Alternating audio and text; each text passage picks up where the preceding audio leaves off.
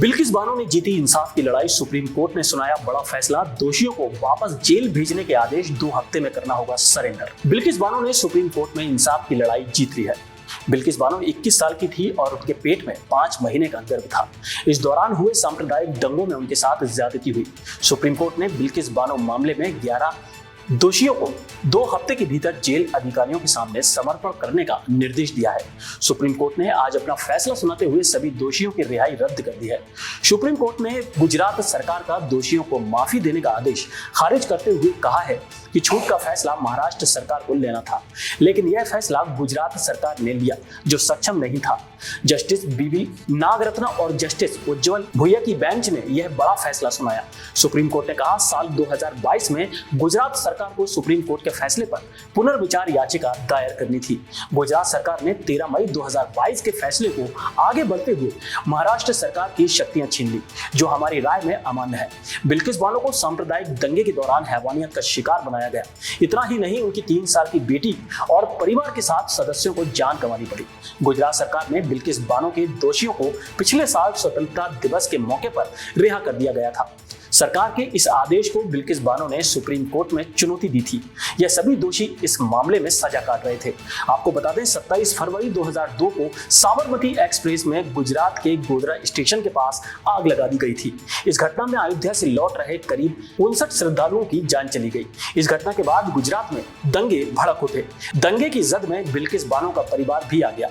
Chargesheet के मुताबिक बिल्किस के परिवार पर हथियार, तलवार और अन्य हथियारों से लैस 20 से 30 लोगों ने हमला बोला था। इस हमले में 11 लोग दोषी करार दिए गए थे।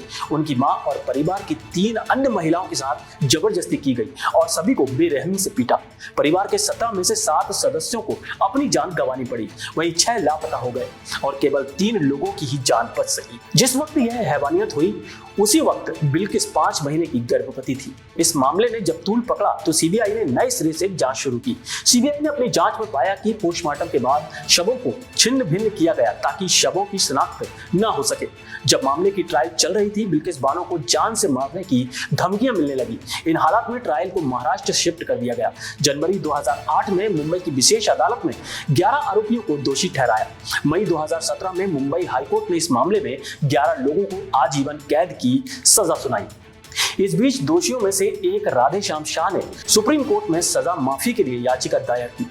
कोर्ट ने इस मामले में गुजरात सरकार को याचिका पर फैसला लेने को कहा। इस पर गुजरात सरकार ने एक कमेटी बनाई। इस कमेटी ने माफी की याचिका मंजूर कर ली। इसके बाद इन सभी को रिहा कर दिया गया। आपको बता दें संविधान के अनुच्छेद 72 और 161 में राष्ट्रपति और राज्यपाल को सजा पाए हुए दोषियों की सजा को कम करने या माफ करने का अधिकार है।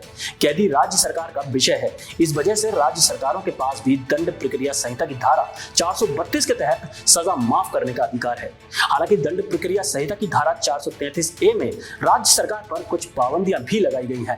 फांसी या उम्र कैद की सजा पाए दोषी को तब तक जेल से रिहा नहीं किया जा सकता जब तक उसने कम से कम 14 साल की कैद की सजा नहीं काट ली हो। सजा माफी की याचिका दायर करने वाले राधेश्याम ने जेल में 15 साल 4 महीने की सजा काट ली थी। दोषियों की इस रिहाई के खिलाफ ही बिल्किस बानो ने सुप्रीम कोर्ट का दरवाजा खटखटाया। गुजरात सरकार द्वारा रिहा किए गए दोषियों की रिहाई के बाद गुजरात में स्वागत भी हुआ। उनका स्वागत काफी चर्चाओं में रहा। देश दुनिया की सभी खबरें देखने के लिए जुड़े रहिए आचरण न्यूज से। आचरण न्यूज, हर कदम आपके साथ।